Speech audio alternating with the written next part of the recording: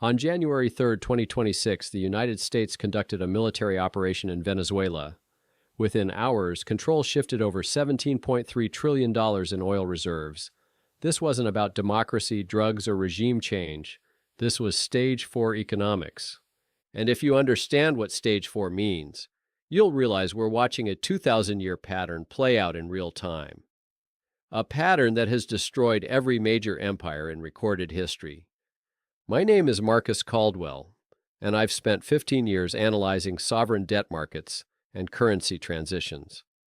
What I'm about to show you isn't conspiracy theory. It's mathematical pattern recognition backed by verifiable historical data. Let me walk you through something economists call the imperial debt cycle. It's a 7-stage framework that describes how debt-based empires manage fiscal stress, and here's what makes it terrifying.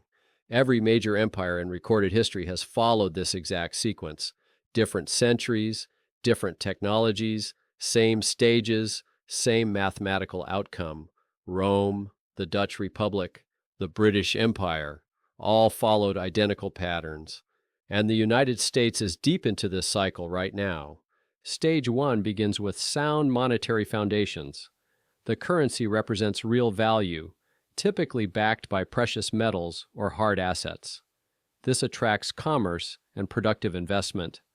Wealth accumulates through genuine economic output, not financial engineering. Stage 2 involves expansion of social infrastructure. The empire builds roads, education systems, healthcare networks. These programs are initially funded by Stage 1 prosperity. Quality of life improves across income brackets. The middle class expands significantly, but here's where it shifts. Consumption gradually begins outpacing production. Spending starts exceeding the wealth creation that funded it. This sets up the transition to Stage 3. Stage 3 introduces military overextension coupled with currency debasement. Maintaining global influence becomes increasingly expensive. Tax revenue can't keep pace with expenditures, so the empire makes a critical choice. Instead of reducing spending, it dilutes the currency. Ancient Rome shaved silver from coins. Modern governments expand monetary supply. The mechanism changes. The effect remains identical. Now here's where my analysis gets urgent. Before I reveal what Stage 4 means and why Venezuela matters, I need to ask you something. If this kind of independent market intelligence is valuable to you, hit that subscribe button right now and turn on notifications.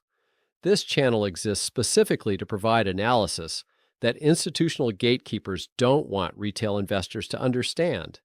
Your subscription directly supports independent financial research that connects historical patterns with current market dynamics.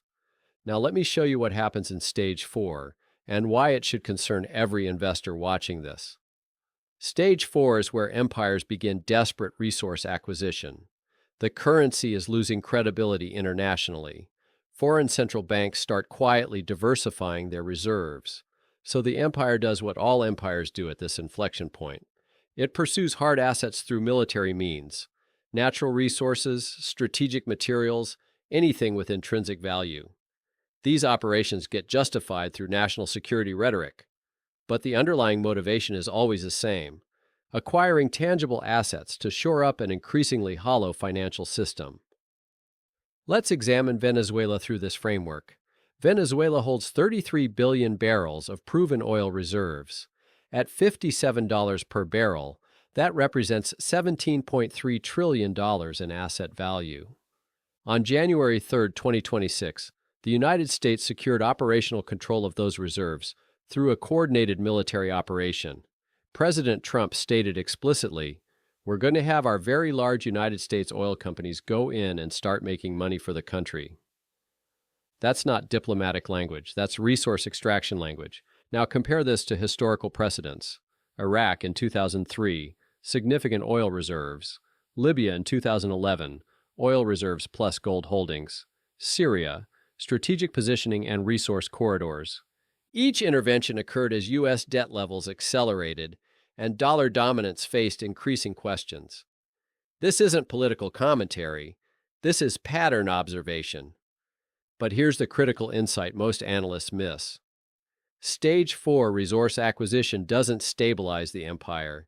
It's a temporary patch on a structural problem. Because the fundamental issue, spending exceeding productive capacity by 6 to 7% of GDP annually, remains unaddressed. Venezuela's oil infrastructure would require $180 billion and 15 years to return to peak production. Even at full capacity, Venezuela produces less than 1% of global oil supply. This doesn't fundamentally alter America's fiscal trajectory. It buys time, usually 5 to 15 years, sometimes less. And while the empire focuses on external resource acquisition, internal economic stress accelerates, which brings us to stage 5, loss of monetary confidence. This is when the general population begins sensing systemic instability. Inflation becomes personally noticeable, not just in economic reports. The middle class realizes savings are losing purchasing power.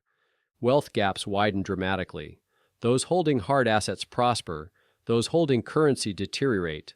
Social cohesion begins fracturing. Political extremism rises on both sides. And here's the data point that should alarm you. In 2025, 142,000 millionaires relocated internationally. That's the highest number ever recorded in a single year.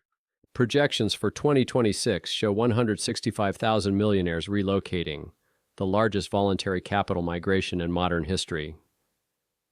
These aren't random movements. This is capital flight behavior. The UK is losing 68,500 millionaires this year alone. That represents $66 billion in liquid investable wealth leaving the country. China is losing millionaires. India is losing millionaires. Where are they going? The UAE, Singapore, jurisdictions with favorable tax structures and asset protection frameworks. Wealthy individuals with access to sophisticated advisors are sensing instability. They're repositioning assets internationally. This is textbook stage 5 behavior. Meanwhile, the dollar's share of global foreign exchange reserves has declined from 71% in 2000 to 59% in 2023. That's a 12 percentage point drop in just over 2 decades. China and Russia are settling bilateral trade in yuan and rubles. BRICS nations are developing alternative settlement systems. This isn't dollar collapse yet. This is early stage 5, confidence erosion, not confidence destruction. But the trajectory is unmistakable. Now let me show you why stage 6 represents the most dangerous phase. Stage 6 is called fiscal dominance. This occurs when sovereign debt grows so large that interest payments consume massive portions of government revenue. The central bank faces an impossible mathematical constraint. Option 1, raise interest rates to combat inflation. But higher rates on $38.5 trillion of debt makes the debt mathematically unpayable. Option 2, keep rates suppressed to service the debt. But that accelerates currency purchasing power destruction. There is no third option that solves both problems simultaneously. Let me give you the current numbers. U.S. national debt stands at $38.5 trillion. It's growing by $62 billion per day. That's $2.5 billion per hour. Interest payments in 2026 will exceed $1 trillion for the first time in American history. That's triple what it was in 2020. The Congressional Budget Office projects interest payments will reach $1.8 trillion annually by 2035. And here's the statement that should make every investor pay attention. On January 5, 2026, former Federal Reserve Chair Janet Yellen warned that the preconditions for fiscal dominance are clearly strengthening. She stated that if investors lose faith that the United States will return to running surpluses, they'll demand higher interest rates. Higher rates on $38.5 trillion of debt would be catastrophic. The Federal Reserve is mathematically trapped. This is fiscal dominance. The debt is so large it controls monetary policy rather than economic conditions controlling monetary policy. Stage 6 is beginning to manifest right now. Now let me address what people always say when confronted with this analysis. But this time is different. We have technology, AI productivity, American innovation. Let me respond with historical data. The Roman Empire had revolutionary technology for its era. Concrete, aqueducts, advanced engineering. military logistics that wouldn't be matched for 1,000 years. The British Empire had the Industrial Revolution, the greatest technological leap in human history. Steam power, railways, telecommunications, mechanized production. Technology didn't prevent either empire from following the debt cycle pattern, because the fundamental problem isn't productivity, it's the relationship between spending and revenue. When spending persistently exceeds revenue by 6 to 7% of GDP annually, no amount of productivity growth solves that mathematical imbalance. The United States would need sustained 5 to 6% GDP growth for multiple decades. That hasn't happened historically and won't happen going forward. But the dollar is the reserve currency. The British pound was a dominant reserve currency for 200 years. It failed anyway. Reserve currency status doesn't prevent decline. It delays it. And it makes the eventual transition more disruptive. But the U.S. can print unlimited dollars. Yes, technically accurate. But printing money to pay debts is the definition of hyperinflation. Weimar Germany printed money. Zimbabwe printed money. Venezuela printed money. Printing currency doesn't create wealth. It transfers wealth from currency holders to those who print first. This time isn't different. The pattern has held for 2,000 years across every major empire. Let me prove this with historical precedent. In 64 AD, under Emperor Nero, the Roman denarius contained 94% silver. Real money representing real value. But maintaining the empire was expensive, so they started gradually reducing silver content. By 100 AD, 85% silver. By 200 AD, 50% silver. Then the acceleration phase. By 265 AD, the denarius contained only 0.5% silver, and prices exploded 1,000% across the entire empire. Soldiers demanded higher wages as coins became worthless. Emperor Caracalla raised military pay 50% just to maintain army loyalty. Rome had no precious metals left to extract from conquered territories, so they levied more taxes on the population. Hyperinflation, soaring taxes, worthless currency. This combination dissolved Rome's trade networks. Economic activity collapsed. Those holding land and gold survived. Those holding denarius were financially destroyed. By 476 AD, the Western Roman Empire ceased to exist. Fast forward to the 17th century Dutch Golden Age. The Dutch guilder became the world's first modern reserve currency. Global commerce flowed through Amsterdam. The Dutch East India Company was worth $7.9 trillion in today's terms, but maintaining colonial possessions, naval fleets, and trade route protection became increasingly expensive. By the 1700s, the Dutch were heavily indebted. Then came the Fourth Anglo-Dutch War in 1780.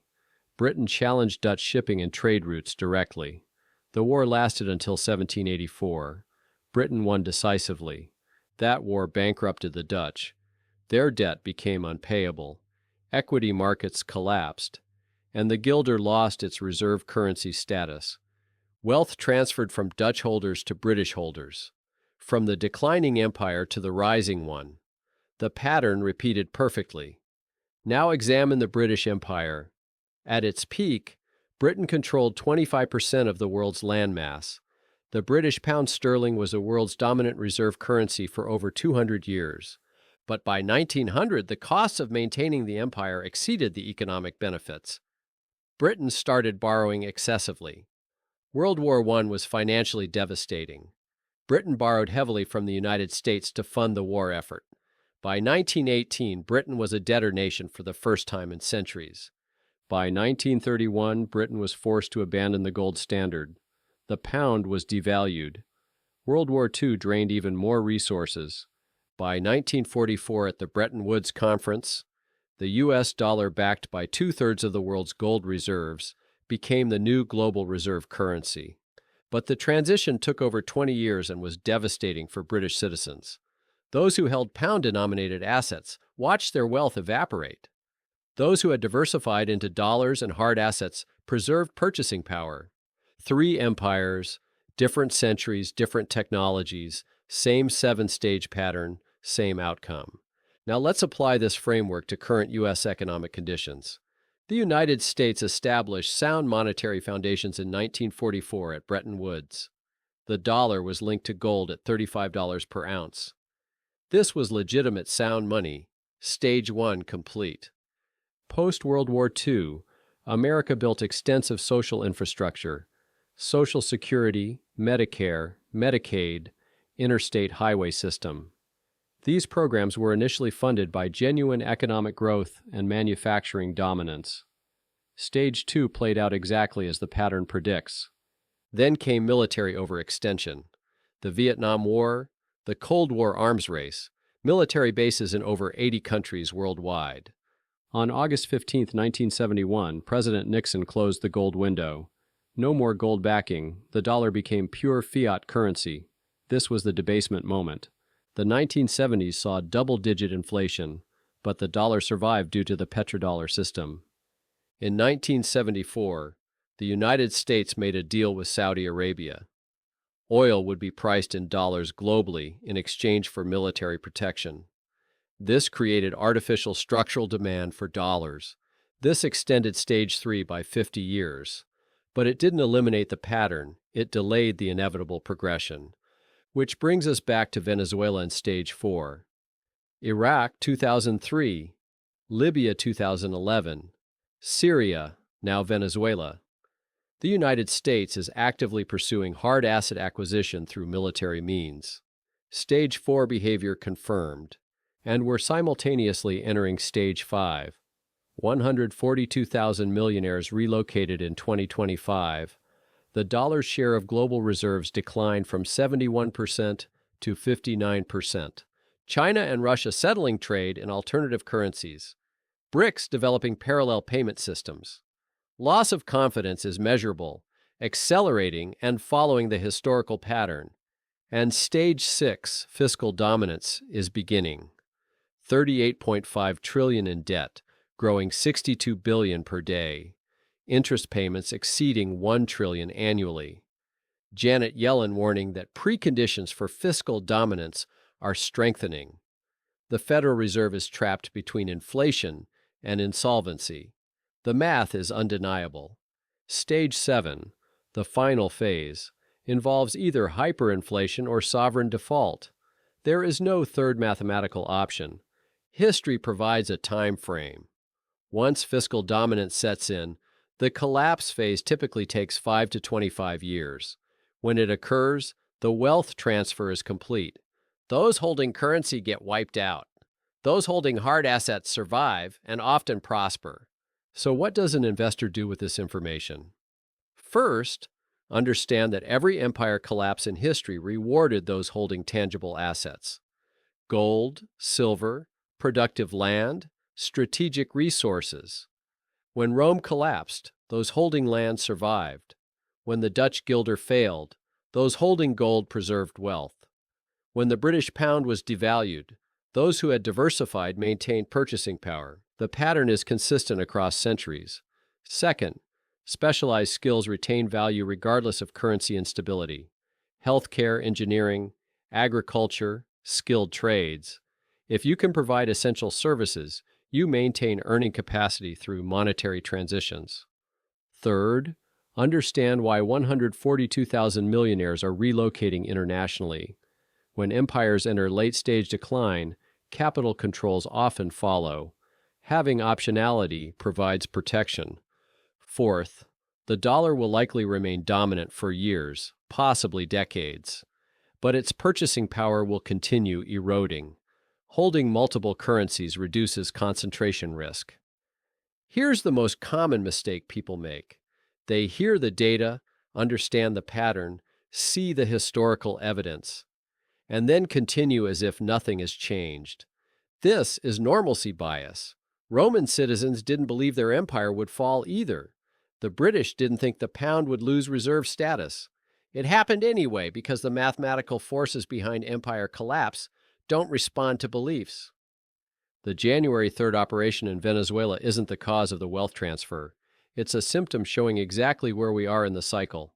The fact that the United States felt compelled to conduct a military operation to secure $17.3 trillion in oil reserves tells you everything about the fiscal situation. If the system were stable, this wouldn't be necessary. This is late-stage empire behavior. Based on historical precedent, here's the probable sequence. In the next 2 to 5 years, increasing wealth migration, rising inflation, currency volatility. In the next 5 to 10 years, potential loss of reserve currency status, increased capital controls. In the next 10 to 25 years, major monetary reset. This isn't a forecast, it's a historical pattern. Educate yourself continuously. Diversify your wealth strategically. Acquire skills that retain value. Build community networks. Position wealth in hard assets. And stay informed as events unfold. The Venezuela operation is one data point.